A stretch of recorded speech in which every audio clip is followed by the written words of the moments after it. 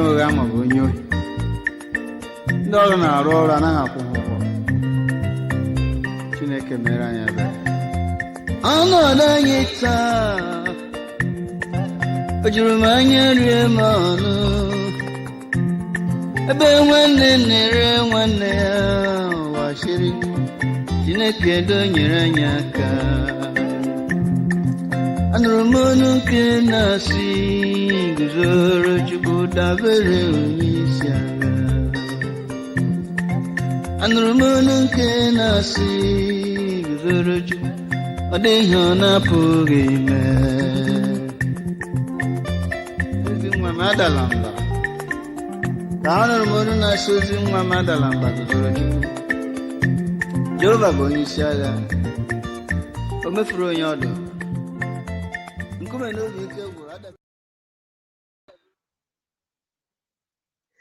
Dewo, good morning, Mamano. Happy Gregorian New Year. It is my pleasure to welcome you to another episode of Cheesem Live. Isn't it wonderful that we are still walking amongst the living? We are the blessed and lucky few. You know, I have to look back at the fact that I woke up this morning. And for those of you who are watching this show, you got up this morning, you were able to look out the window and see the beautiful sunlight, depending on, of course, where you are. You know, but where I am is very, very sunny. And I am grateful to behold the sunlight, which is indication that Chineke wants me to be here today to participate in the mystery of life that this is, that I am, and that we all are. I want to introduce myself for those of you who don't know me. I'm Okedibia Dr. Wonyoha Wusimere, and I'm one of the spiritual leaders of Chiism International. My father, Ahaike Oke Onyoha, is the propounder and founder of Chiism, or we say, it's got the other name is Godianism or Godian religion. But he is since joined the ancestors. And we are ever so grateful for the vision that he left us with. And all of us should embrace it. And that is the vision that says we are good enough. Nosferatu, good morning. And Dewo, thank you for joining us. Given everything that's occurring, we should all be excited. We didn't get bummed up. All of us are part of the group that made it to this new day. And I just want to point out before we go any further that this is almost the last, well, we've got 3 more days of the month of Ikuruche, which is the manifestation of abundance of Chineke. And so we ask for abundance. We continue throughout this until the 13th of this month, and certainly more beyond that. We continue to ask for the abundance of good health, good food to eat. We ask for joy and happiness, and for us to continue to maintain high moral quality in our relationship with the world. Good morning, Queen. Good morning, Dr. Imani Ma'ad. Thank you for joining us. And I am very excited. Well, you know, but I suppose I could say I'm excited about this show, but it is a show is laden with heavy thoughts from everyone that's going to be on the show today. We are talking about something that is very disturbing. We've seen it all over the television. It's all over the world, and that is police brutality. In addition to police brutality, the fact that brutality does not apply to everyone. Usually people of color get the brunt of it. Pat Sam, thank you for joining us. Welcome. And we have to talk about it. It's not something that we can ignore. In Africa, there's lots of disturbances with the law. We have, I don't want to use the word wickedness, but when you see how the poor people are treated, it's wickedness. It has nothing to do with love.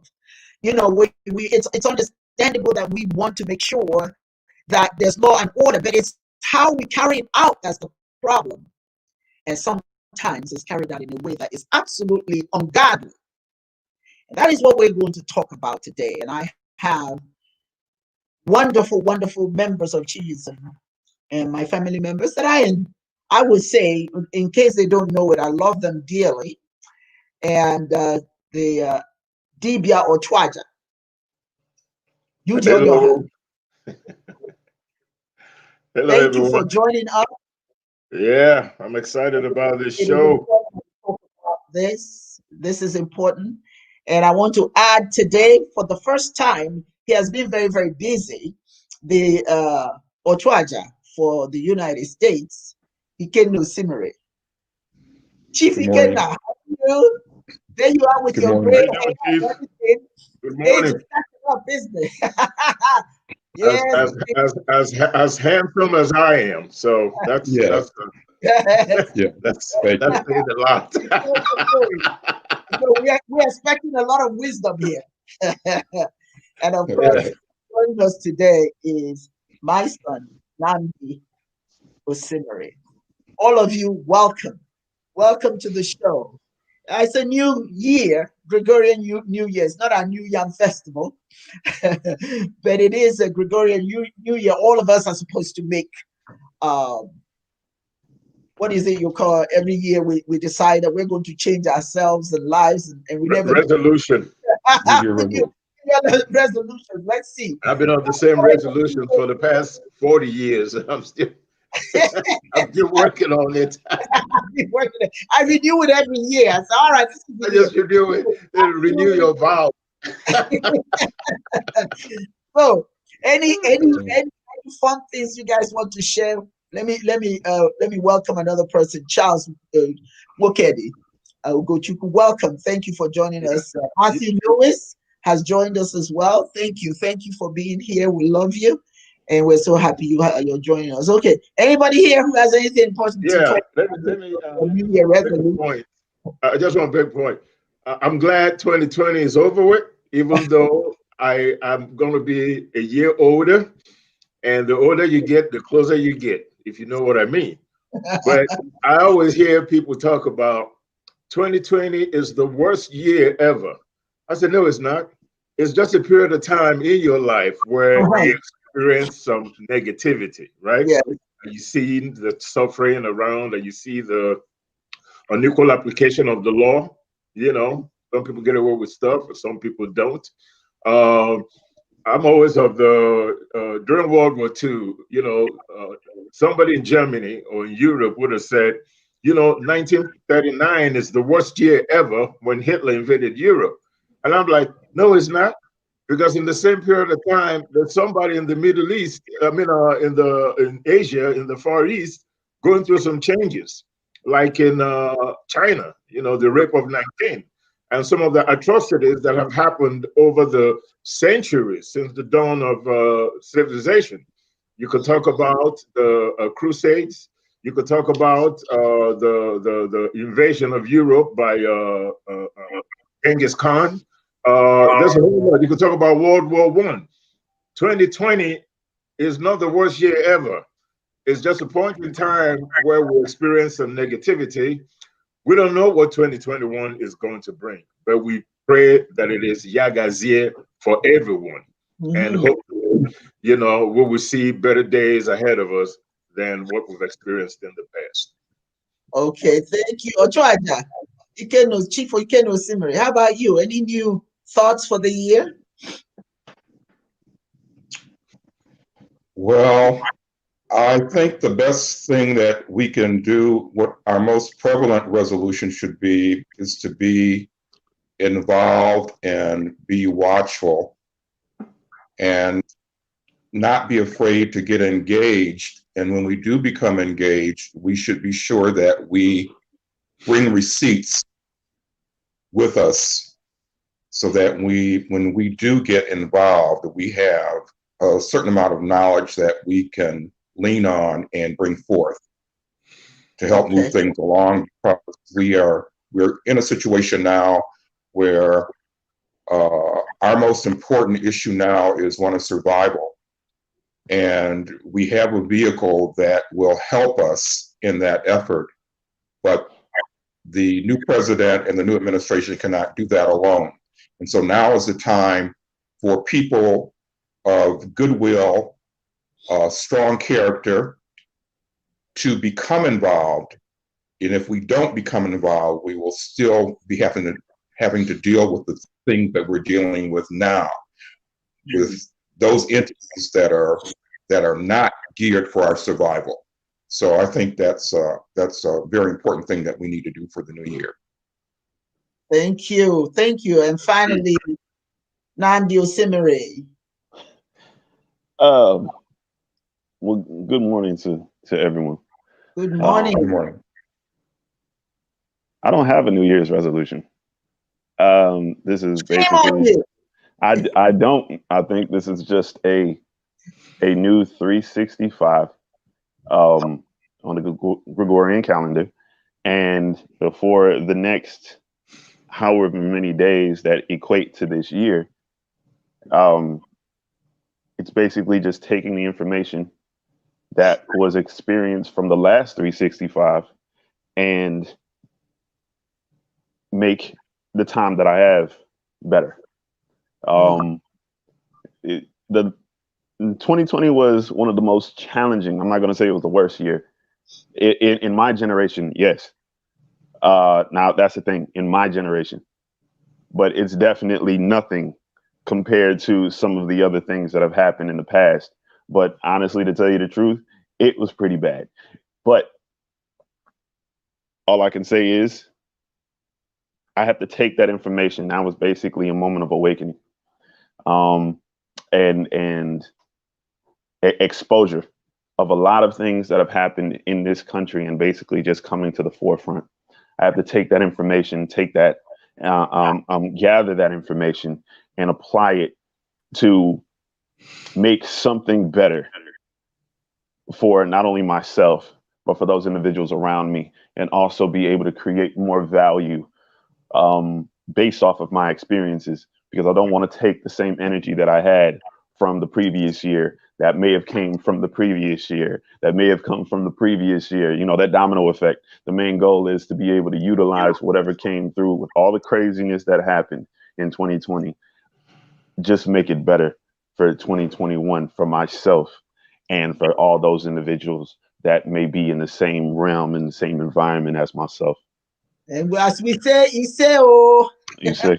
And just an observation for anybody who doubts that we're not family. I just want you to look at me and look at my nephew. And if you see any difference, please make a comment. Otherwise, we just want to know who looks better. Thank you very much. And let's continue with the show. Okay, well, you know, you got to have a little bit of humor. Seriously, what is law and order? What is the objective of law and order? What is the purpose of law and order? Is it really to help society know how to act appropriately? Or is it really designed to undermine dissent? What are your thoughts on that? Well, as far as law and order is concerned, there are two kinds. One is spiritual, and the other one is civic. And law and order, as we know it, is about civic responsibility to one another, to treat each other in a civilized manner. My father, defined civilizations or civilized behavior as, being able to defend the right of your fellow human to exist with your own life. If you're willing to do that, then you are a civilized person.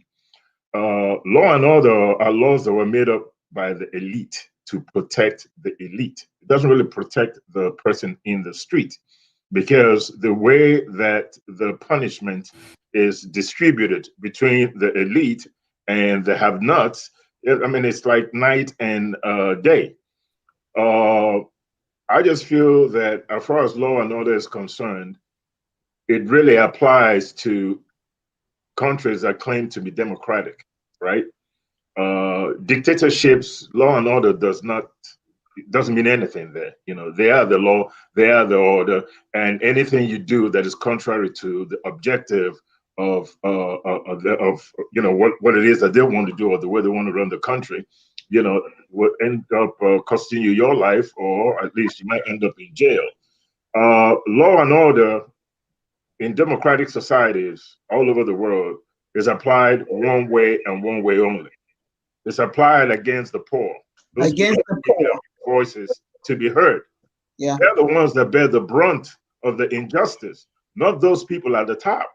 Those people at the top are almost untouchable. I mean, I remember when the crack epidemic happened back in the 80s, and if you are busted with a little bit of crack on you, you end up, you know, 20, 30 years in jail. And for the elite who get caught up in the same situation, they get a slap on the back of the hand, and that's all you get. There was a story in California where this Caucasian young man, I think it was 18 years old, raped a woman by the dumpster and got 6 months. Imagine if that same kid was black. Life in jail. Maybe the death sentence. You never know.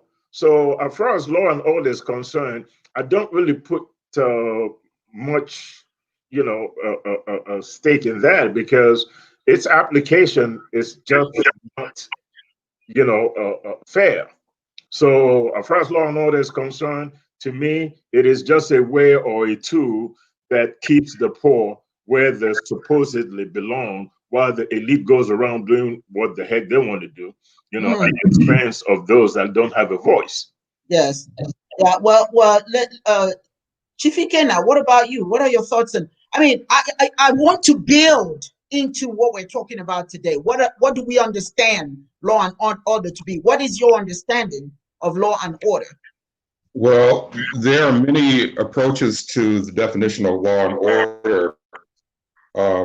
The historical context of law and order would be a codification of the moral principles established within the community to maintain some sense of societal order, to allow the society to propagate. And a lot of that has been based on cultural issues. When you apply, you know, when you look at that type of societal orderliness, you have to look at the culture in which it's in. In many cultures through history, there has been a certain equality that even the poor have been allowed to exhibit. There is a historical documentation of the eloquent peasant, as the story is told, who was allowed to address the Pharaoh of Egypt, which is not a small feat. And the reason why that individual, who was a poor person, was allowed to do that was because when he approached the Pharaoh and talked to the pharaohs in the court, he came with so much wisdom that the Pharaoh was enamored by the fact that this common person could approach the court with so much wisdom and knowledge and be able to enunciate that, speak that. So when we look at that, even carrying it forward during the period that the Muslims were in Spain, which were more so the Moors, who were black. During Spain, while they governed Spain, there was a certain equality and application of law that applied to everybody. And so during that period, while the Moors were in Spain, that situation, they were able to prosper with Jews, with Christians, with women, the equal application of law and order and structure for even women who are allowed to teach, hold property, and participate in the government and the society functionings. So when we come to law and order, we need to be able to define that within the cultural context. And in certain situations where you've had imperialism or where you've had dictatorships, as Judy had stated, that has been allowed to define and guide both the definition and the application of law and order. Okay. And so again, it becomes prevalent upon us as individuals to understand the laws, the applications, and some of the processes in which we are allowed to take and demonstrate and maybe change some of those processes that are negative. Okay. All right. Thank you so much. I just wanted to get all of y'all to give me your brief definition of what your understanding of law and order is. I'm going to go to Nnamdi now so that we can go into the gist of the meat of this conversation.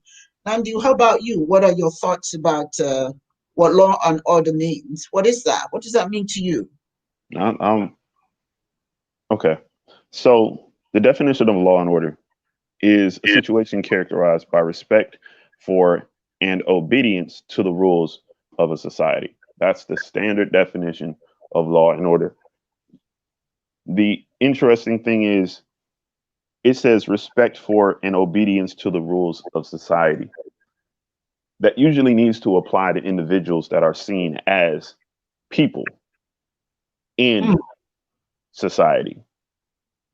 In this country, individuals that look like us, a darker melanin, have not been classified as human until we had the ability to vote. And at the same time, we are still considered in the eyes of the law, still less than human. How does law and order actually apply to those individuals that are not considered to be actual members of society, but still are supposed to uphold the laws that honestly were never governed for us when it comes down to being applied compared to other individuals in society? The main problem is rather than us actually being seen as citizens, that should be involved in the concept of law and order, we are going so far against the laws of nature. It's ridiculous. Thank you. You know what? The reason why this is important is that many of us everybody has their own concept of what law and order is, depending on who benefits from law and order. Am I right? Mm-hmm. Okay. You know, there was a time that the president of the United States was saying, we need law and order. And many people were going along with it. Yes, law and order. Law and order, as long as it's suppressing the poor, people of color, people who are vulnerable. So it depends on who is defining law and order. But what that does, unfortunately, is that the use of law and order has been used to demonstrate who matters, like you said, like you all have said, and who doesn't matter.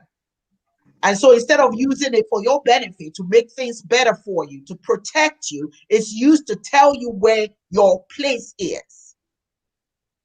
You're not somebody, you know, I see people walking down the street in the United States carrying a bottle of water or whatever, and that is seen as a weapon. It's almost like you're not even supposed to be out here. You're not supposed to be out here. So the excuse for gunning you down, the excuse for undermining your humanity is used.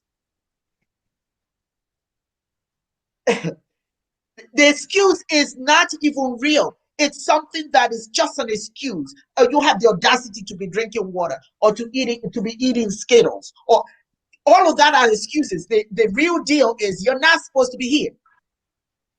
And it is not my responsibility to protect you. You're not one of the people I'm supposed to protect. Recently, everybody was saying 2020. We can't wait for 2020. Well, 2021 has started off with a bang. Let's talk about that. I'm going to talk about what happens in Africa in a minute.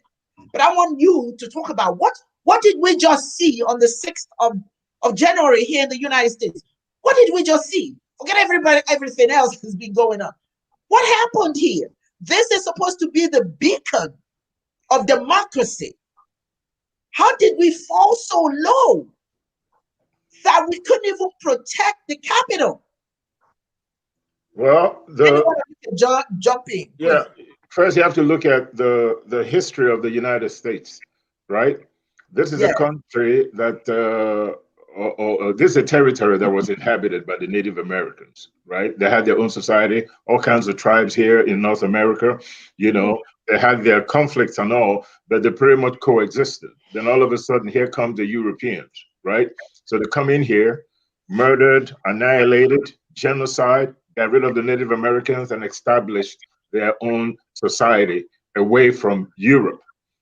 Now, within this society, there's this hierarchy of who is human, who is not. There's this hierarchy of who deserves to be treated a certain way and who deserves to be treated another way, right?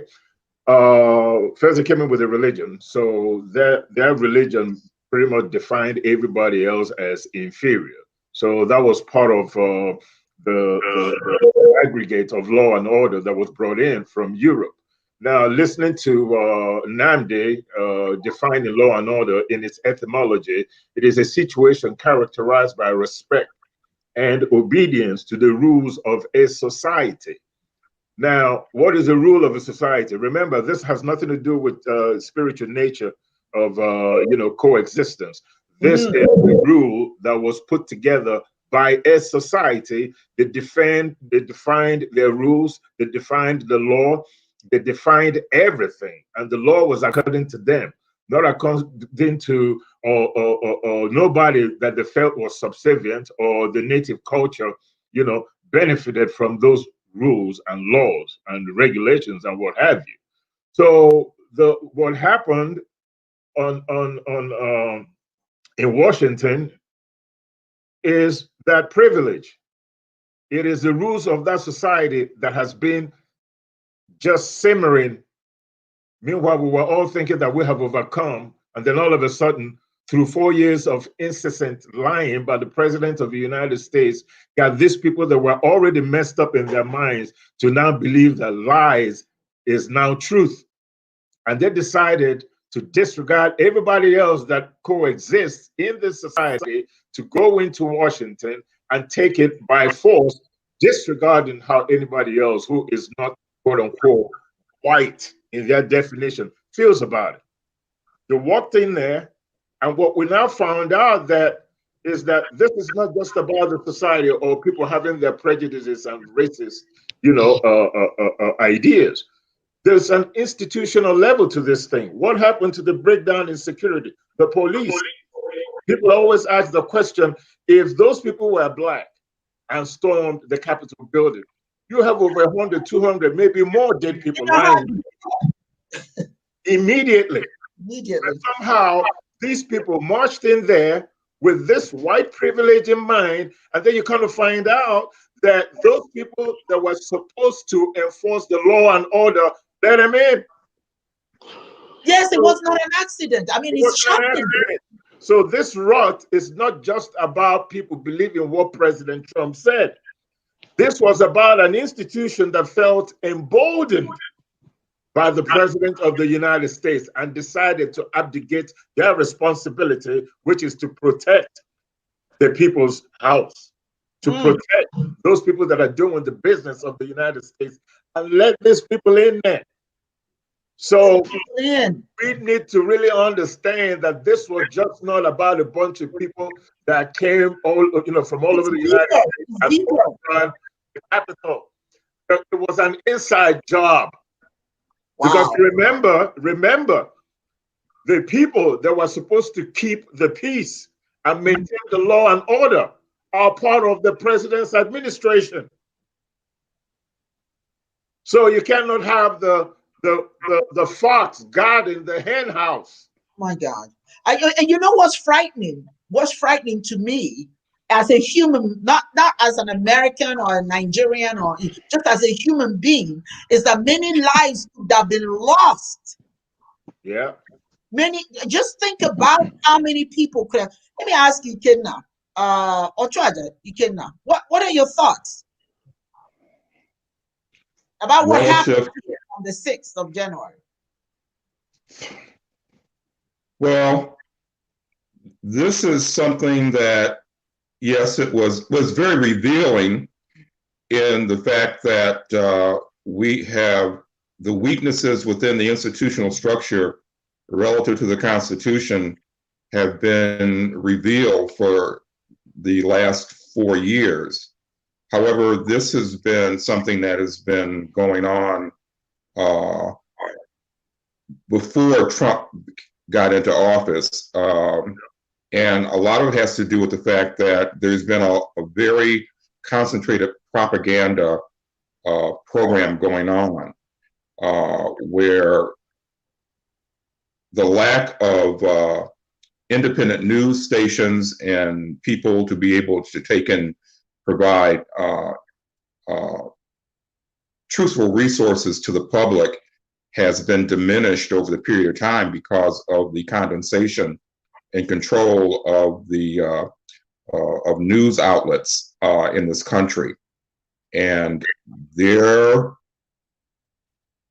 from a societal standpoint, many years ago, there was a movie that came out where the individual was taking over news outlets and controlling the news media. And one of the characters that played opposite this man asked him if would he like to be president? And what he said was that no, he didn't want to be president. He wanted to control all the news media because the person that controlled all of this would be stronger than the president. And so what we've been watching and observing over the last 8 years has been a concentration of control of information. And it's gotten to the point where I'm sure that Goebbels and the German, those, if they could say the ghost of Germany, would be looking down, would be very proud of what's been going on from what the way these individuals have been manipulating the truth in the news media over the last 8 years. And it's come to a point now where you have people who are so gullible based upon their perception of their status in terms of being superior, have fallen into this trap. And you get to a point where, and I'm going to say this up front, where you have poor whites who are being manipulated to the point where even the powers that be are taking from them, but they're so caught up in this color scheme that they have been so manipulated to the point where the only thing that they see is color. And as long as they are white, poor, with nothing, having everything taken from them, because the corporations are getting the breaks, they're getting the money, they're getting the health care, they're getting everything. And the only thing that they've been programmed now to believe is the fact that as long as they're white, that they're better than everybody else who is non-white, even though they're having the same impositions and strictures put upon them. So when you have this type of situation, we've seen this throughout history. It's something that can become something that's volatile. And if people of goodwill and knowledge don't try to counteract something like this, this is what you have. You have what we see. Well, now I have a question. At the moment that these rioters, you call them whatever you want to call them, but that was a riot. Or what was the other name that they've been calling Seditionists. These people are seditionists. It's a mob. Whatever you want to call.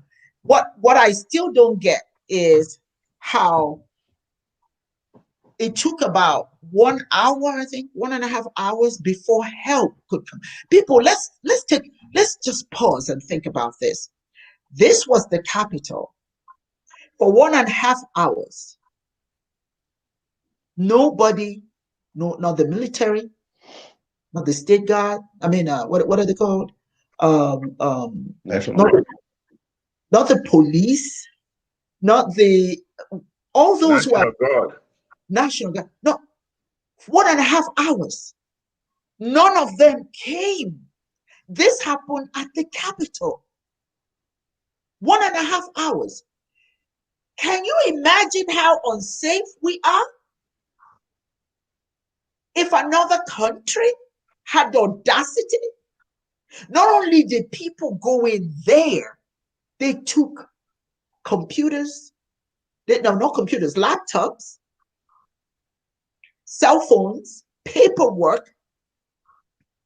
My concern about what I saw was not just so much that there were Americans rioting, but that there's a possibility that some foreign interests may have infiltrated there. I mean, it was open. What stopped anybody for 1.5 hours to go in there? Namdi, what are your thoughts about that? Like everyone has basically said, this whole thing was staged. It was a setup. It was planned. It was from members inside. It was an inside job. Now this isn't a bunch of conspiracy that we're talking about. Okay, this is you have to use common sense, and you have to at least have a level of common sense to observe what you see and take out the idea that, oh, well, this is just a conspiracy that we're talking about. I know you guys all know, and I know the people that are watching already know that, as you said, for an hour and some change, that no one actually came to the Capitol building, where you had individuals, you had seditionists. I'm not going to call them protesters. No, you had seditionists. You had individuals with terrorist tactics. You had these people basically acting completely outside of what they claim to be patriots.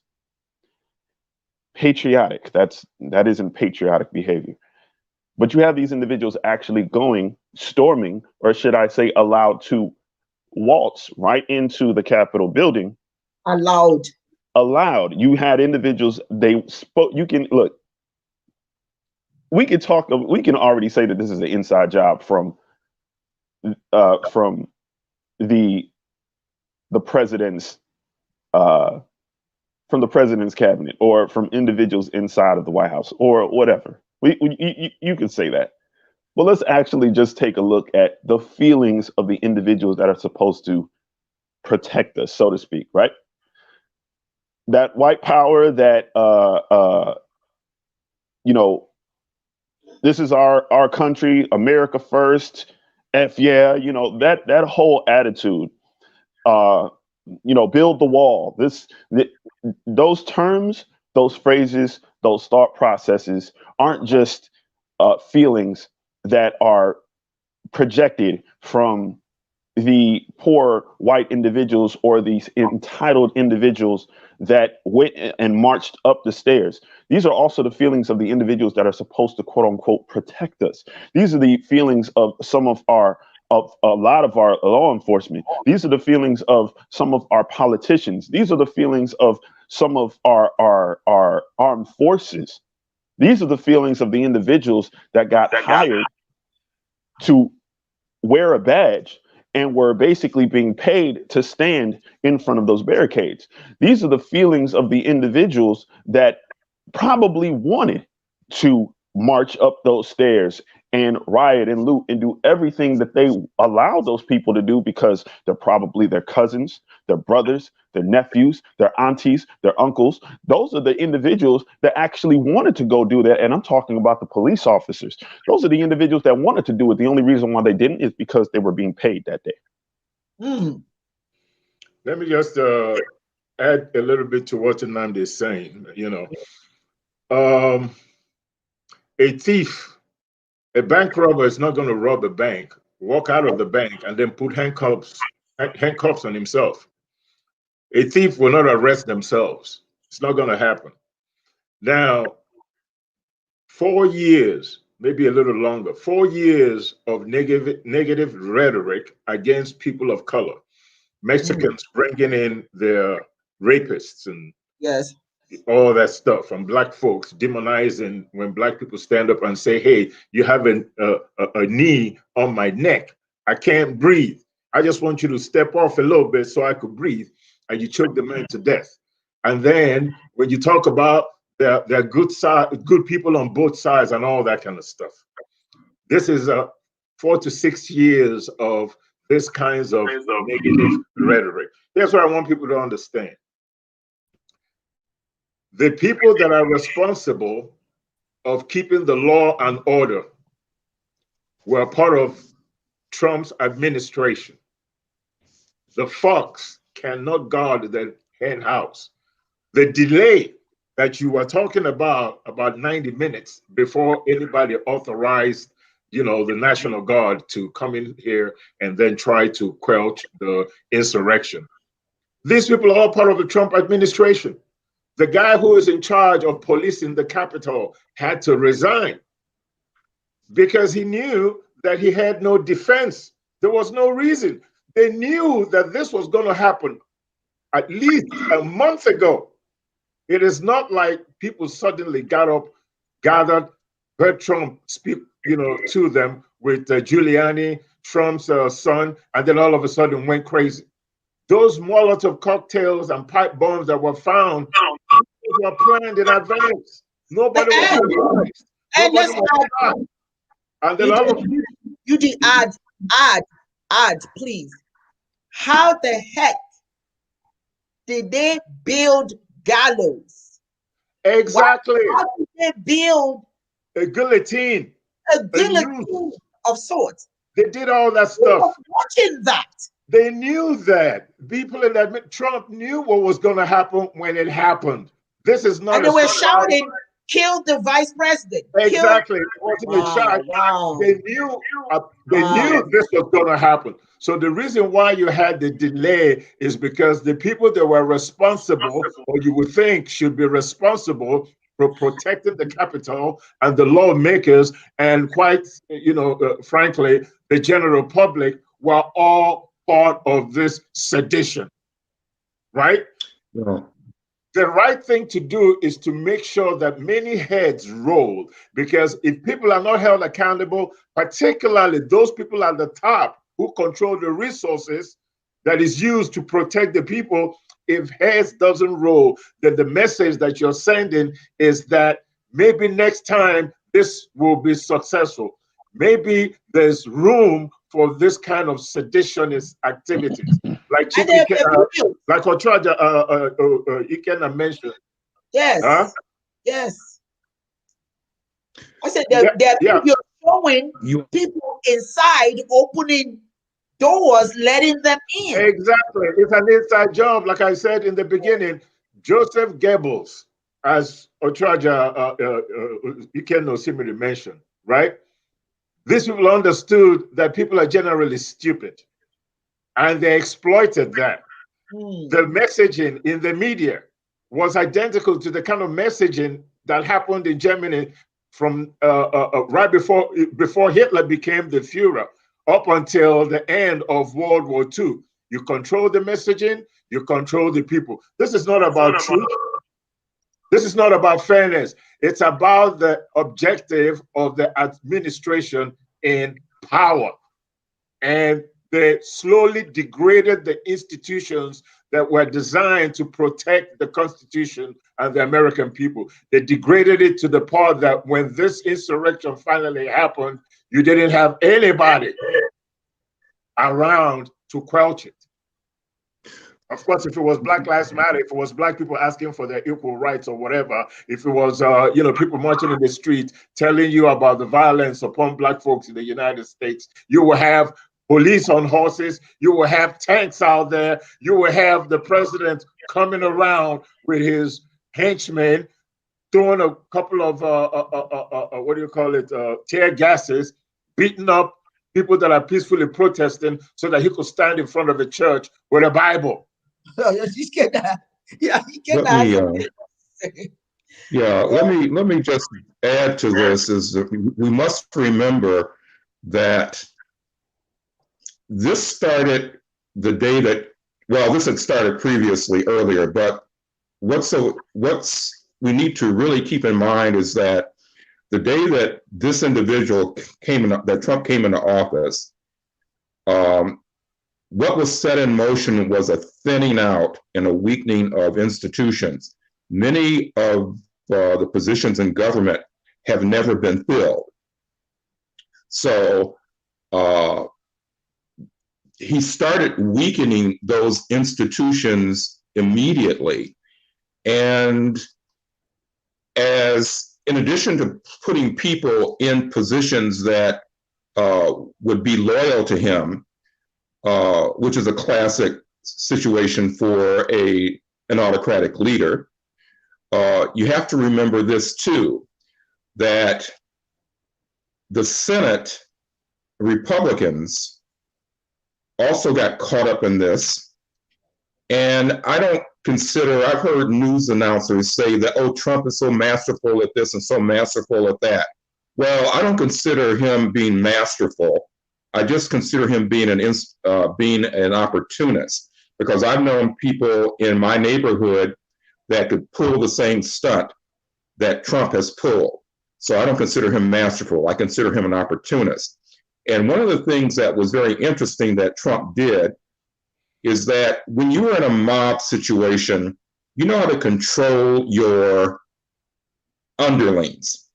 And there was a classic example of this when Trump put McConnell's wife in a cabinet position. So you've got McConnell, who is a majority leader, who is doing Trump's bidding, but Trump has his finger on Trump's wife to keep McConnell in control. Classic mafia move. Classic mafia move. That's what they used to do in the mafia. You know, had somebody competing, I could wipe him out, but he's useful. Let's get him to marry somebody in the chief mafia's household. Give him a wife. You know, we can control him. And then, you know, as long as he's acting halfway decent, you know, it's okay until I get ready to get rid of him. I mean, if you look at this stuff, I mean, this is old school crap, thug crap. And unfortunately, again, with the fact that you had people being so caught up in the propaganda and propaganda being allowed to proliferate, this is what you've got. Okay. So now, you know, when he lost the election, McConnell's wife decided, oh, she's resigning. Well, you know, McConnell's no longer in power. So what do I need McConnell for? What do I need McConnell's wife for? Don't need them. Okay. They didn't serve my purpose. I mean, it's very interesting. I mean, this is a classic, you know, mafia type of a scenario that, you know, we've seen in movies over and over and over again. And from our knowledge of how the mafia operates, I mean, this is totally thug street type of situation, organization in the White House with an individual who's ignorant. Thank you. You know, Chief just touched on something that's being announced right now in the media, and that is that this was inside job. The rioters were given information. They were being fed information from inside. Yep, it's true. It's Not true. surprised. That's what I was just like Chief mentioned. That's what I was saying before. It's an inside job. I just want to touch on something. You know, since we're still dealing with what happened in Washington, and it has a lot to do with us living here in the United States. You know, I'm Nigerian, but I live here in the United States, and I always talk about the fact that people are generally stupid. So let me just give you characteristics of stupid people, and then kind of marry it to my main point. Number one, stupid people blame others for their own mistakes. Mhm. And number two, let's see, stupid people always have to be right. They're never wrong. They always have to be right. The number three, stupid people react to conflicts with anger and aggression, right? Mhm. Then the fourth thing, stupid people ignore the needs and feelings of other people. And finally, stupid people think that they're better than everyone else. These are the five components of stupidity. Not because you went and did something, or you knew the coffee is hot and you just picked it up and put it in your face and burned your mouth. That don't mean you're stupid. That's not what stupidity is. I just listed the characteristics of stupid people. And the point I'm trying to make is simply this. There were 75 million stupid people that could vote, that voted for President Trump. The other 80 or 81 million people is inclusive of Black folks, Chinese, Mexicans, different races that have political interests in the United States came together to make up the 81% and give Joe Biden the majority vote. It tells you that more than half of Caucasians in this country are stupid. They're stupid because they think that their story is better than anybody else. They resolve conflict with aggression, which was evidenced with the storming of the Capitol, slavery, invasion of Europeans, the killing of Native Americans. What happened in Germany in World War II? The Crusades. Think of all the gassing of soldiers in World War I in Amsterdam in Europe. Think of all the evil that we know today globally was perpetrated by stupid people on the other side.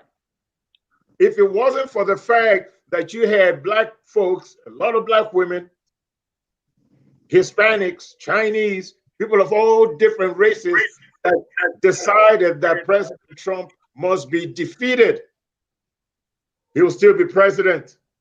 If we had depended on white folks, he'll still be president. If we didn't get out there to vote, he will be president. So it is the stupidity of the other side, based on my definition of stupid people, that got us in this position in the first place. And I'm just talking about in the United States. Stupidity. Let me give Namdi a chance. Everything you guys are saying is really. I mean, I'm sitting here and I'm going, oh my God, what is going on in our world? This is a country that's supposed to be. I mean, everybody's flocking to the United States. You know, everybody thinks this is the shining. What is that thing they say? The shining. Sitting out on the hill. That, you know, and then this kind of thing is going on. Yudi Namdi, your thoughts, because you've been shaking your head. I want to hear what you have to say. I mean, wow. I find the whole thing almost. It would be entertaining if it wasn't so disturbing. Like, seriously, it would be unbelievably entertaining if it wasn't so unbelievably disturbing. The thing is, we are now all cogs in a makeshift system that a lot of people think the person in office is controlling.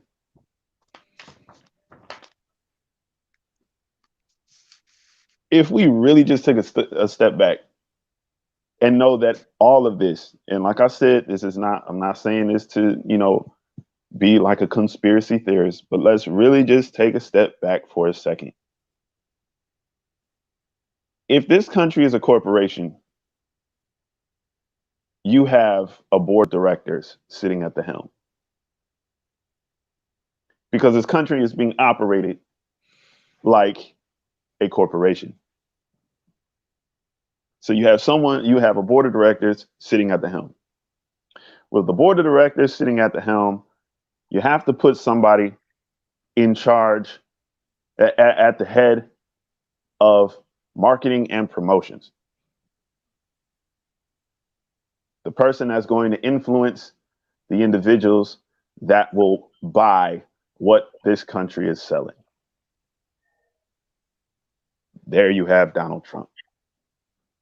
He is the person that was put in head of marketing, promotions, and influence. So you basically have this individual speaking to a specific group of people that will buy what this country has been selling for years. If it wasn't Trump, it was Ronald Reagan. If it wasn't Ronald Reagan, it was George W. Bush. George W. Bush, there's so many people that are being put in place to basically push this country in a direction that a small group of individuals wanted to go. And we are the people running around on the track. We're the people running around on this spinning wheel. Now, like I said, this may come off like sounding like I'm one of these individuals that are conspiracy theorists and all that. No, but I'm saying, number one, let's just look at the Constitution. If we look at the Constitution, and this is a group of melanated individuals, Black people, Africans, that are on this call right now, that are in this on this conversation, with the knowledge that every single one of us have, we are still in the eyes of the law and even the Constitution. We are still not even seen as human beings, yet we are told to adhere to the laws of order of someone else's system that we helped to create. What does that tell you? Mm-hmm. And at the same time, individuals, if you have someone by the name of Colin Kaepernick that that plays a sport, loves what he's playing, loves the sport of football, but can't take a knee that was suggested by a soldier that was actually brought into an organization, the military industrial complex, to help fight a war for a country that don't give a damn about him, but was suggested in the eyes of the people, would be seen as an individual that is a patriot, would be seen as a soldier, would be seen as someone to be beloved by their people and his compatriots. If you have someone that actually helps to suggest an idea of saying this is a peaceful protest that could get your point across, an individual that actually loves what he does, and you got the same people that stormed the Capitol that will sit there on Sunday drinking beer and will watch the game and say, I put money on Colin Kaepernick. He takes a knee. Now, all of a sudden, he gets ostracized from a sport that he loves just for trying to actually stand up for the atrocities that have happened in the country based off of individuals that live there, right? Those same individuals end up ostracizing him and calling him un-American when it was a soldier that stands up for the flag that said, hey, you take a knee, this will actually help to get your point across. He gets ostracized, but those same individuals that sit on Sunday watching the beer can go and march into the Capitol, steal a whole bunch of stuff that is actually supposed to be something that they can't touch. Yes. And don't have the right to, don't have the clarification, don't have the clearance to be able to touch. Those individuals are able to walk in and then use the words. Yes. This is for my country. They can actually, the ability, here's another thing. The ability to burn the flag is probably one of the most patriotic things that an American can do. But the manipulation of the flag, even taking it when you have red stripes on the shirt and then the stars and stripes on each sleeve, that's actually an abomination to the flag. And you still got those individuals that can say, this is my country, when you can't even uphold what it means to be a patriot. You don't even know what it means. But at the same time, if you look at how that all played out, it was strategic. It's strategic. All of this was mapped out by the individuals that actually run the country. That's right. So the it's board of directors of this country. So what we're saying, what we're actually saying is that this was a setup. This was intended to happen. This was not a happenstance, you know, because I'm going to be honest with you. I was watching the news when this happened, right? So I was just, you know, so to me at that time, I said, well, they're just protesting. Well, you know, then all of a sudden the newscaster was saying, well, wait a minute. They just they went past the police. Wait a minute. They're going up the Capitol. So I'm like, what's going on? I couldn't believe it. And then the reality just hit me. Oh my God, this is a terrorist attack.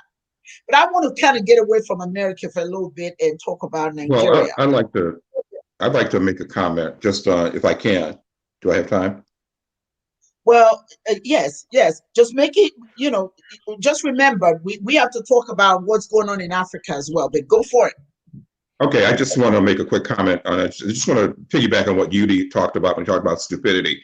And when you look at that, when you have a pandemic and you have the ability to minimize the deaths and the spread of this, and you have a number of these people who refuse to even follow any minimum of precaution, and they get infected and help spread infections. Again, that's stupidity on the part of people being led by a demagogue who've been brainwashed.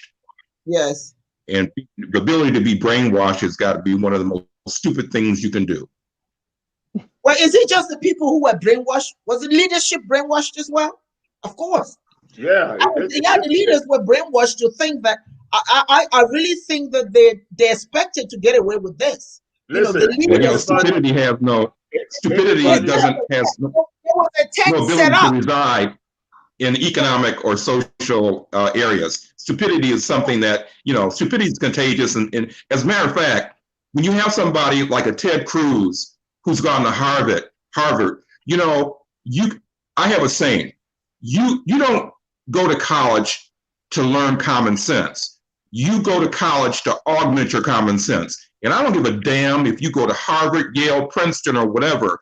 I know people out in the streets don't have any education that are a hell of a lot far smarter than Ted Cruz with all his Harvard and this Hollingsworth and whoever the hell it is who has all these degrees. Look at Rand Paul. He's the most stupidest educated person I've ever seen in my life. And you got a lot of them that are like that. Well, here, listen. Chief is absolutely, I just got to say this, I'm sorry. Otrajo Ikenna is absolutely right. Listen, stupidity for the elite, it's not just the fact that they're stupid. Hitler had people like Joseph Goebbels, Rudolf Hess, von Rundstedt, Hermann Goering. There was a lot of people supposedly great at what they do that were part of the conspiracy that supported Hitler. Ted Cruz and Rand Paul and all these people and those 5 or 6, 7 senators that voted to overturn the election when the Senate was counting, the ballots a couple of days ago.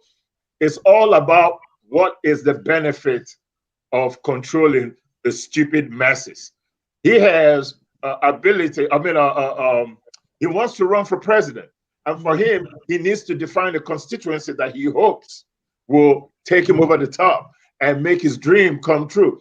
Trump insulted his mother, insulted his wife, talked bad about his family. He was so incensed about it when it happened, but today he is pretty much, rolling the guy's drawers up for him, or whatever it is that Trump wanted him to do, he will do it. Ted Cruz is counting on the stupidity of those people that support President Trump because he wants to be the next Trump. It's all strategic for him. Unfortunately, it's the wrong strategy, because by signing with Trump, you are really going against the Constitution of the United States, and you're part of the sedition. That's the part that he doesn't see. The greedy part of it is that the supporters of President Trump, he hopes to put them in his party to further his political aspirations, which is to be president. That's the strategy for him. So But a lot of these people, a lot of the leaders, quite frankly, are really more interested in furthering their own political agenda than actually serving the people. Now, let me ask you a question, because we, you know, whenever anything happens in the West, anything that happens in Paris, and I mean in France, in England, in the United States, and in all the Western nations, everybody goes ape in support of the people. Do you understand? The Black Lives Matter movement, certainly the world supported it, and it came out in mass and all that. But anything that happens in so-called third world countries, you barely hear about it. You barely even hear about the same injustice that the people are experiencing there. Take, for instance, and that is why it's always very important, if you're going to emulate a foreign nation, you must take into consideration your culture and how the action you're about to take impacts them. The action that works in the West doesn't always work in Africa. Let's take, for instance, this COVID-19. The issue in Nigeria was that, okay, you couldn't go out, right? You couldn't go out. You have to stay indoors. However, most Nigerians are business people. The way they make their living is to sell in the market. Now, if you're going to tell them to stay indoors, you're going to have to give them something to keep them indoors. Like here, at least for a little bit, people were giving some money. In Canada, they're getting 2,000. In China, and all these countries, they're getting money to stay home. Well, Africans didn't get anything. Nigerians literally didn't. They supposedly approved 30,000 naira for the year, not for the month. Think about that. What is 30,000 naira? Do your math. What is 30,000 naira? That's not even up to $100 for the month to feed a family.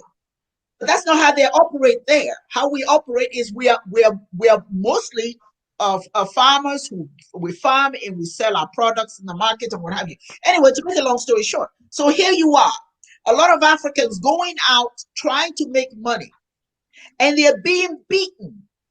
Many of them beaten to death. You didn't hear about that. There was a young man in, I believe he's in Imo State, 20 years old. Okay, he was just playing ball. He was playing ball with some kids, and the police came and told him that they had to go back in the house. Well, they were being cooped up so much, as you can, imagine. Well, a trigger-happy guy shot him and killed him. Did you hear about that? None of you know about. I don't remember what his name is, but this happened in Imo State during that was in June, right? Not a peep from anybody. So this 20-year-old died. Then another one was a female, 17 years old. Same thing, went out to look for food. They killed her for being outside of the house. But nobody hears about that. Black Lives Matter were being championed by everybody, which is good. But, because what happens in this country is just terrible.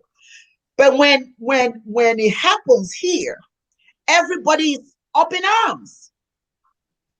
But it's going on right here in South Africa. You name it. Pick up your newspaper, go online, read, see what's going on. You and I don't hear nothing about the police brutality. Where there is people of color, it doesn't really matter. It only matters when it happens in the West.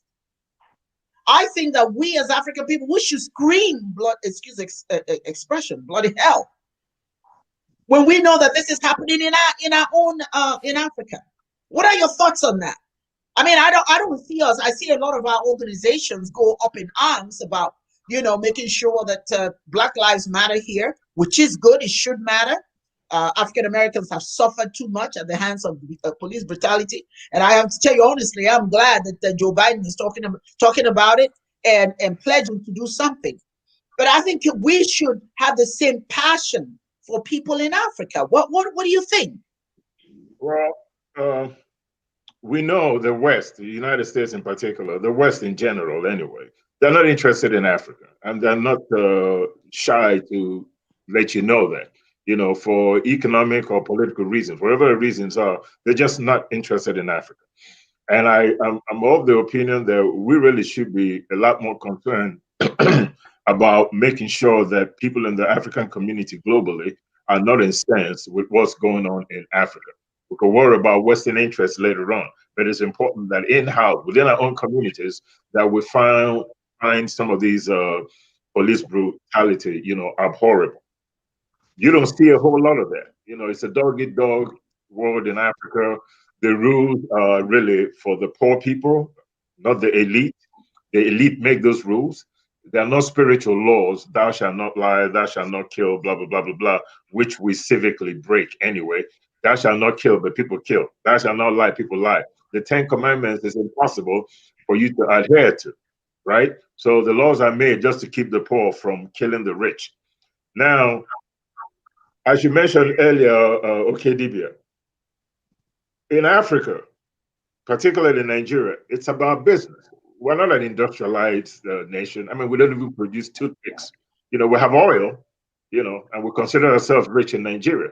I feel that Nigeria is probably one of the poorest nations, 200 million people, and all you have is oil. Now, what happens when you lose the ability to get the oil out of the ground? What happens when Shell, Agip, Chevron decide for some political upheaval in Africa to leave Nigeria?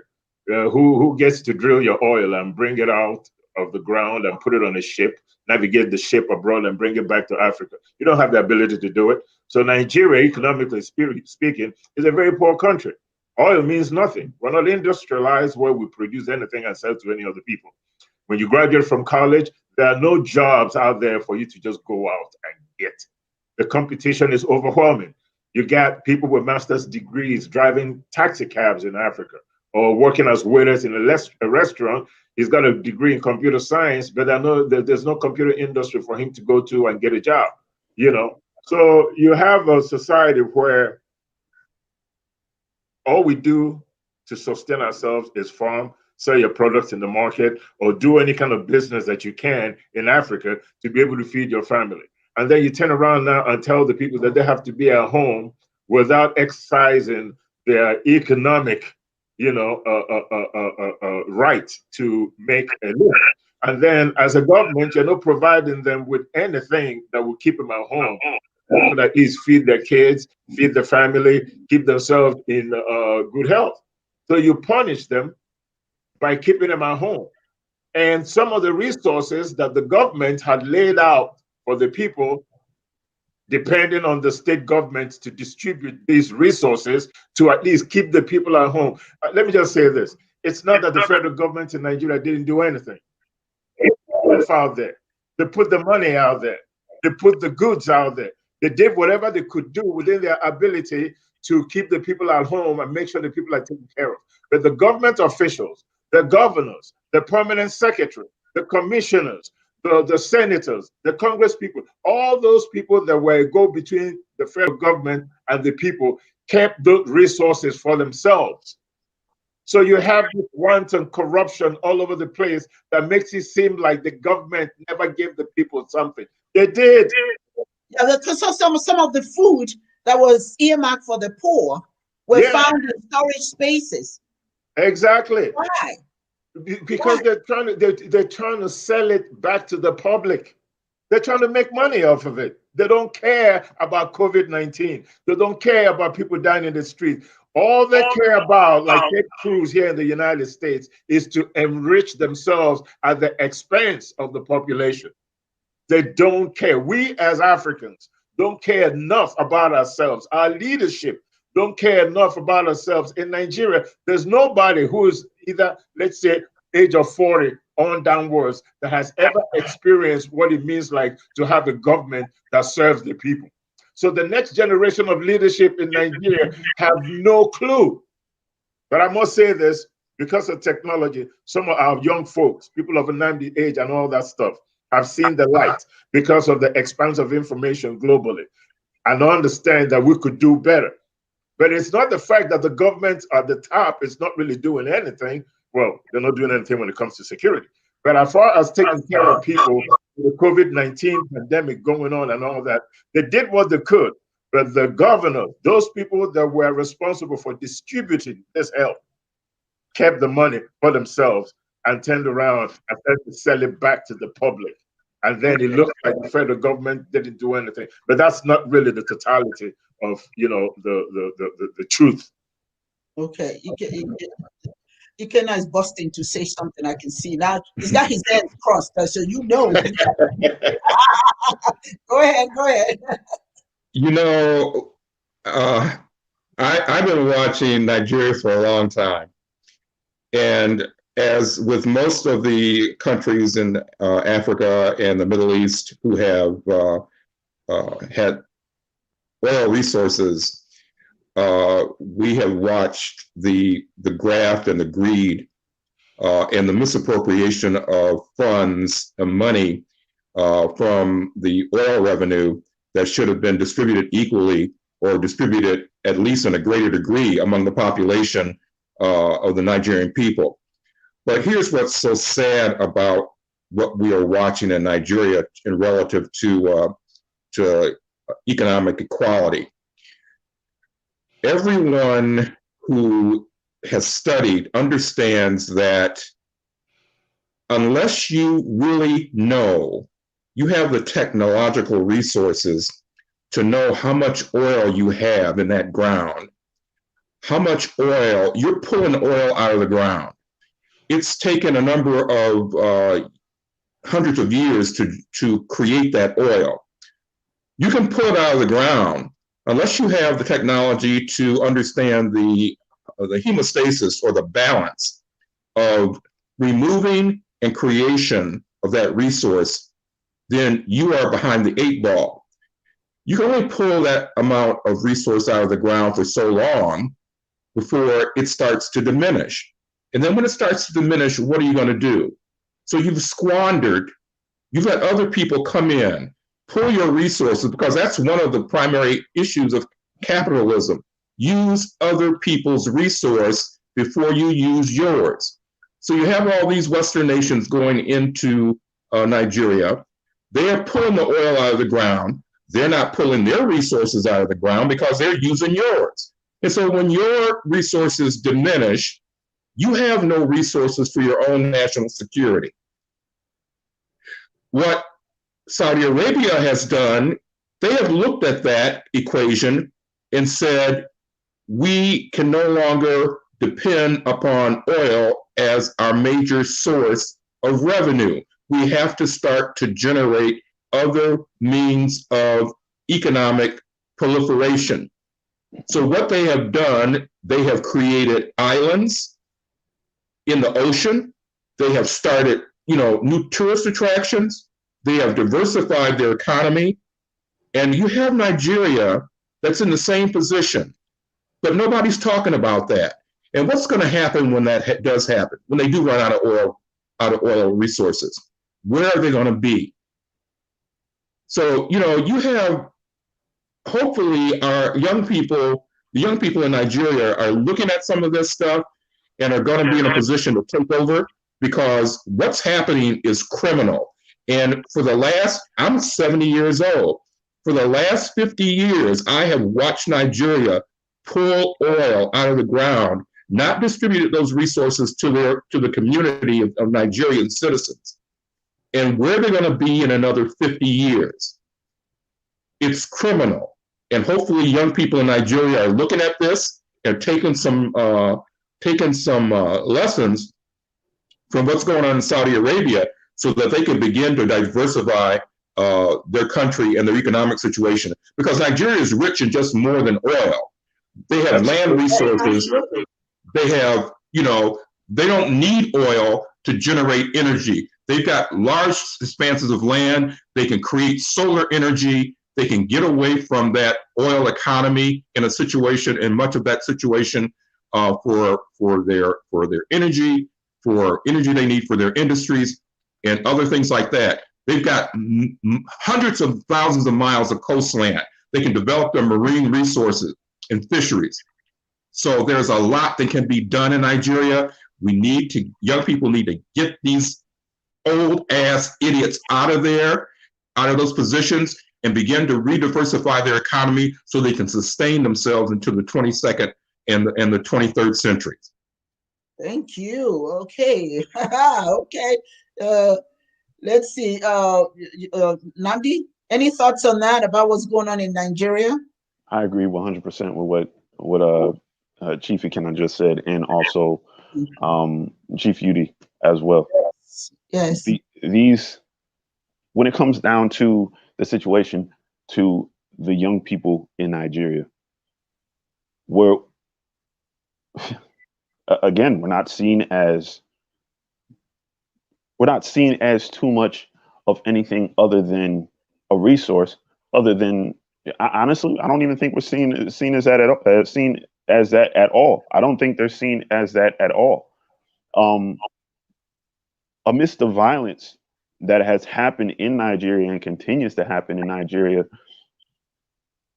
it comes from a lack or misappropriation of funds, and even the individuals that are creating the atrocities, the police there. We're fully aware of what's happening with the SARS movement and the SARS situation.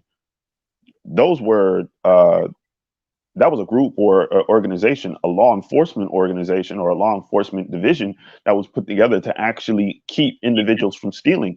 But now you actually have the most atrocities and thefts and killings and things of that nature happening within that division or that group that is supposed to actually condemn or keep it from happening. They're the ones that are doing it.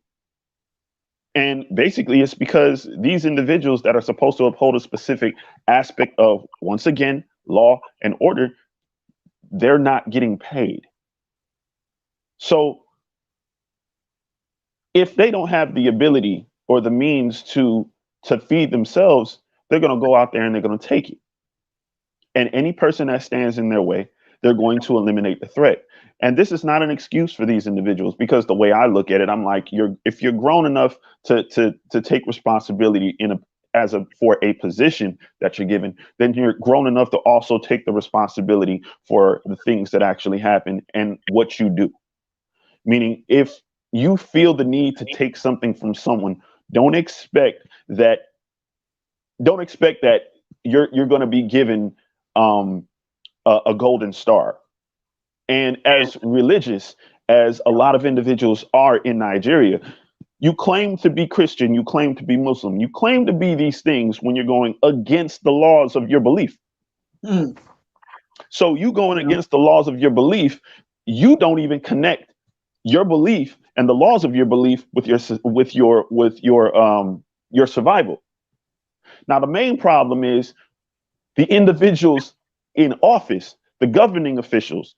They go so far against their laws of their beliefs and the laws of nature that they're trying so hard to emulate Western society. They don't even understand that infrastructure, and a sound infrastructure equates to the people that help to maintain the infrastructure. And you won't even give them what they need for survival.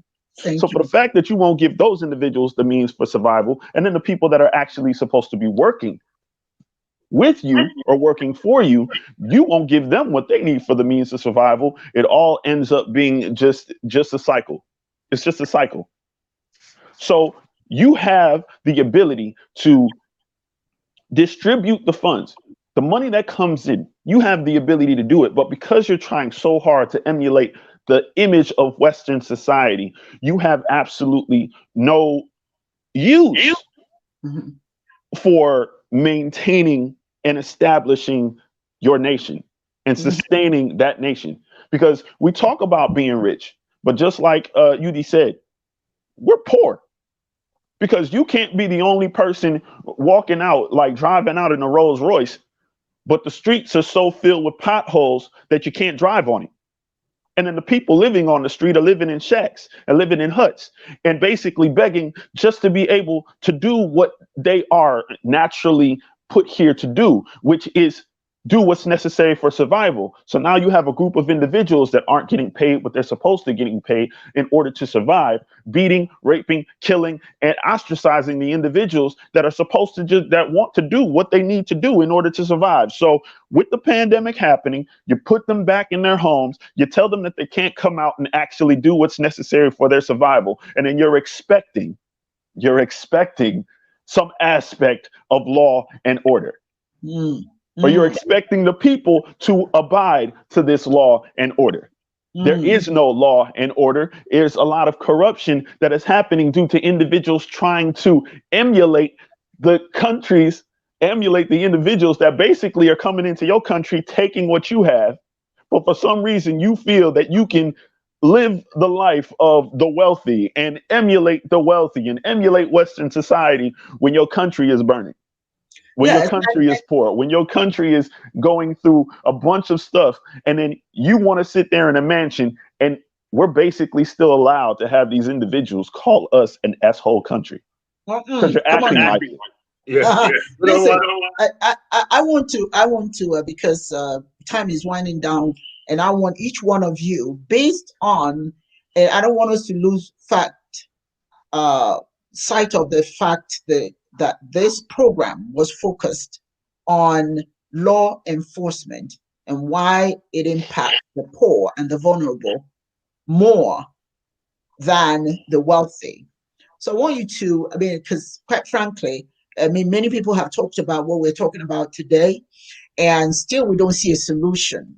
What would you recommend in closing from your thoughts? What are the recommendations? Where do we go from here? What do you think we as citizens should be doing? I want to just say, first and foremost, that, we need to think about how we can impact the well-being of our own people as well as where we now call home. But we have two homes. We have Nigeria or Ghana or South Africa, wherever it is we all came from, as well as here. But what impact can we make? We can talk about it till hell freezes over, but it may not make a difference because it becomes just a conversation and we walk away. So I want each one of you, to leave with our viewers your thoughts on what they can do to change, if anything.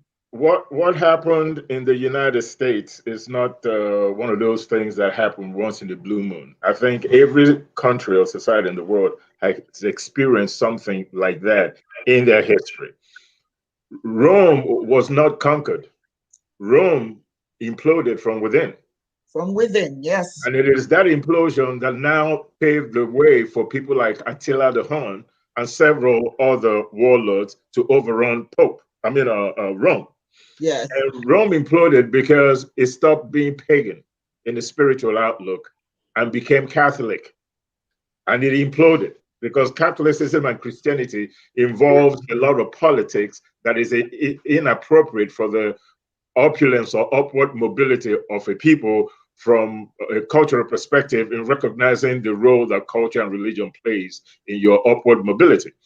Now, the same thing that happened to the United States in 4 years that gave us Trump and gave us all this incompetent leadership in Washington that allowed this sedition to happen is the same kind of situation that happened in Africa, the destruction of the leadership. I remember when Nigeria got its independence, you had Zik, you had Tafawa Balewa, and a host of other people, San Francisco IBM. And right after the war, Nigeria actually ran like a well-oiled machine till the first civilian government that emulated the politics of the United States came into power. And it's been downhill ever since. I think what we need to do is to understand that our government is a reflection of who we are. And we have to change ourselves from within to be able to pick the kind of leadership that can, as you say, okay, Dibia, articulate our collective frustrations. It deals with religion, it deals with politics, it deals with economics, it deals with every facet of our life and also addresses all 5 Maslow's hierarchy of needs. For us to see change, we have to change within. We have to love more. we have to now understand that diversity, in order to apply these laws institutionally or in our personal lives, diversity is divine. All roses are not red. Different cats, different kinds of trees, different kinds of plants, different kinds of everything. Even the way we think, we need a car to drive to work, but I don't have to drive a Toyota. I could drive a Honda. I could drive a Cadillac. It's still a car. We have to understand that we play an intricate role in the world, and that the diversity we see around us is divine. That's the way God made it. Once we understand and act in a civilized manner, which is to appreciate these differences and defend the rights of our neighbor to exist, even if it means putting our life on the line, hoping that they will do the same for us. We have to look inside. Our government, what's happening in our society, is a reflection of how we think. My father always said that you cannot hold a man or a people at gunpoint that don't want to be held. If we could just look inward and understand these differences and appreciate these differences a little bit more, I think we can begin to address some of the issues that is taking us backwards globally. Thank you so much. Thank you, DB Otraja. Thank you, Otraja Ikenna. Well, I'll be brief. I think on a more localized level, that one of the things that we need to really start to push is community policing. Back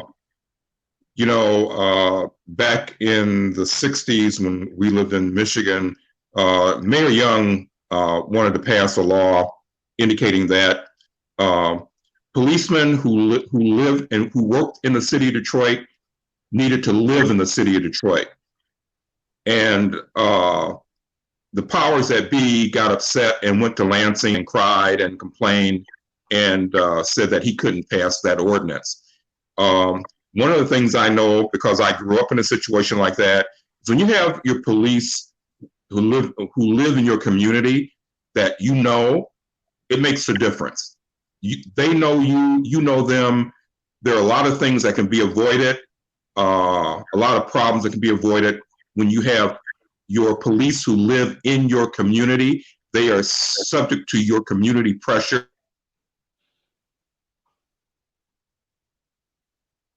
Okay, I think he's, can you guys still hear him? No. He's frozen. He's he's full. frozen. No? Okay, he's back. Okay. All right. Okay. Ikenna, something is wrong with the phone, so I'm going to bypass you for a minute. Okay. Okay. Namdi? Yeah. I agree with what both of the gentlemen said. Realizing from within and then also community policing is definitely very, very important.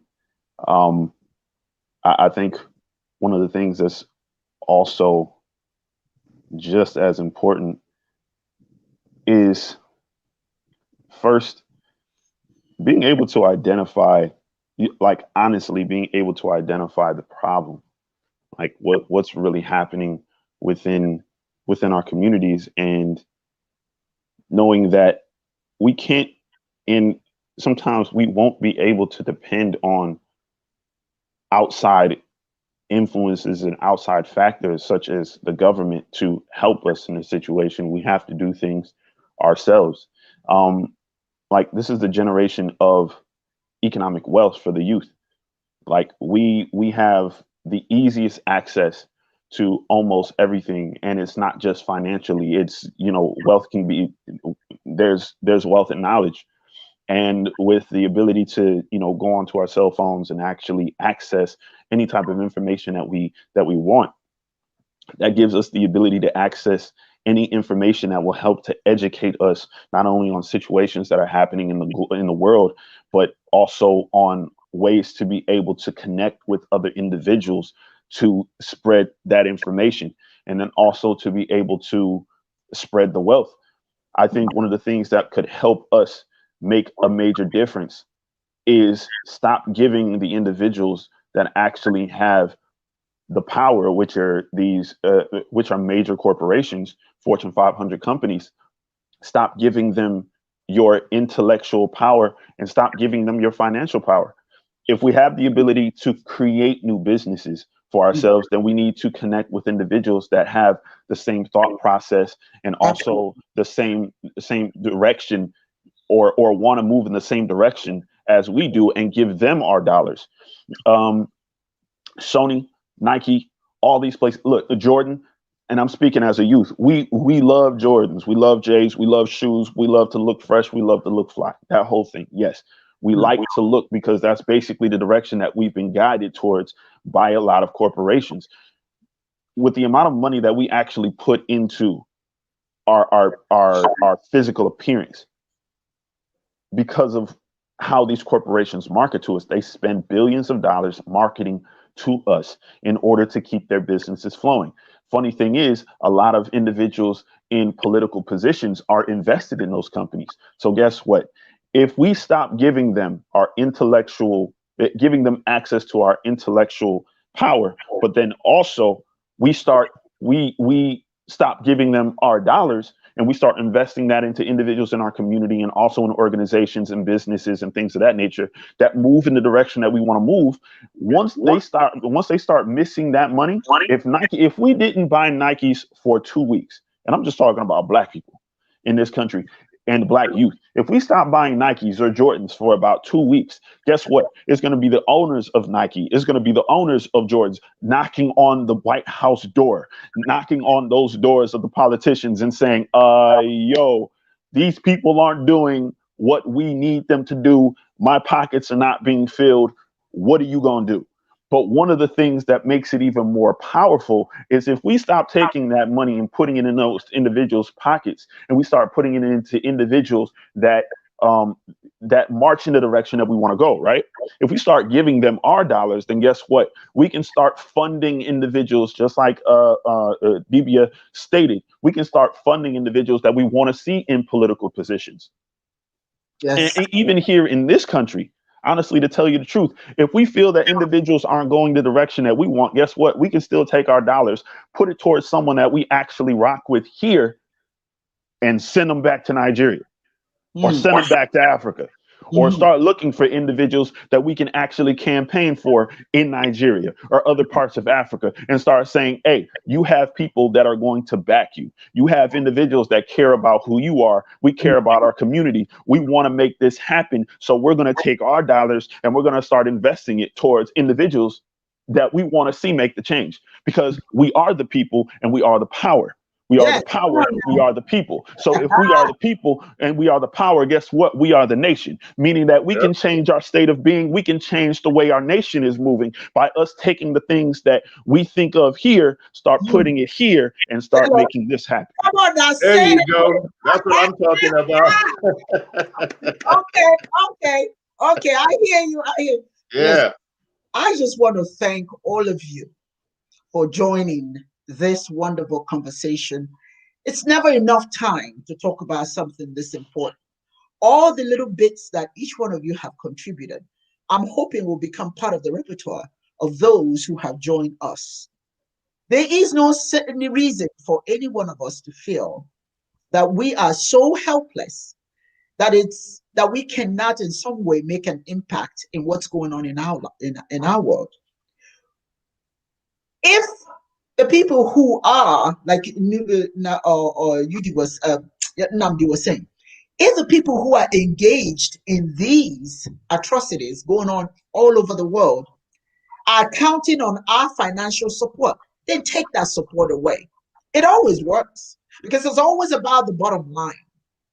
People listen to those who are not naive enough to continue to support them in what they are doing that's detrimental to your well-being. We have the power. And as a matter of fact, if you find that you're not quite sure what to do, there are many organizations that are doing things. There are many of the organizations that are taking the steps towards making a difference. Find them. Do your homework. Go online. Find who they are. Seek them out and become a part of them. Add your own little 2 cents to what they are doing. They can use your help. Instead of you putting that, like Namdi said, instead of putting all that money in Nike, to buy a pair of shoes. Put it in the organization that's doing something that makes a difference in the world. All of us have the power to make a difference. Power is not just a fist fight. Power is money. Power is the ability to say to somebody, I'm not giving you no more of my money. I'm not giving you any more of my time if you do not satisfy my needs. This is not just here in America. This is all over the world. This is everywhere that we African people exist. Black Lives Matter should tell us something. Black Lives Matter, even though they were being, they were abused. The police brutality towards them was absolutely unreal. They never gave up. They continued. That must be our attitude. Wherever you are, in the closet, outside in the fields, or on the bleachers, wherever you are, you have a role to play. You can't shrink away from making a change. You have to be a part of it. We talked about that yesterday. So the brutality that we see will not go away if we are quiet, if we become non-committant, if we don't engage. So whoever you are, wherever you are, engage in your little way. You must read. This is not the time to listen to what other people are saying. It's time for you to do your research. Find out, what can I do? What's going on in my world? How do I play a role? And I say this to you. If you're in Nigeria, light a candle today for all of those Nigerian people who have been killed at the hands of police brutality. Light a candle for them. Light a candle all over the world. Today, do it. Pour libations and ask Chineke to guide you. Even everything we've talked about, ask Chineke, how do I help? We've listened to Chief Ikenna Osimiri. We've listened to Dibio Ochoaja Yudi. We've listened to Nandi. We've listened to Dibio. Yeah, we've all given you some little tidbits. But when all is said and done, it's still your responsibility. You are still connected to Chineke. So call upon divine mind and say, okay, what do I do? I've heard all of this. Now, where do I go from here? There's a whole lot that you can do. But sitting down and mulling over this is not an option. Not here in America, nor in Africa. Everybody has power. So use your power, and however you can use it, and be a part of change, because this brutality is being meted against other people. But someday it will come to your door. Oh, you can bet on that. Someday you will become a recipient. Let us hope not. But that's all part of life's mysteries. You never know. So don't wait for it to come to you. Be a part of the change. I want to thank Charles Gochuku for joining us. Thank you so much for your wonderful comments. Matthew Lewis, oh my God, did you talk today? Nos Ferratu, thank you. Onyoha is here today. Dr. Mani Maat, Akimi Bro. Who else? Let's see. And then we had Uray. I hope I'm pronouncing your name very well. I'm not quite sure, but thank you for joining us. Mystery Combat Man 5, thank you. Let's see who else we have here. And then we had another young man. But anyway, when all is said and done, all of you contributed tremendously. And I want to thank my guests, Namdi, Chief Ikenna Osimiri, and Dibio Ochoaja UD. If you guys want to support us, and it's very important, we made this show a little bit longer because of the topic. We need your support. I can't emphasize more on that.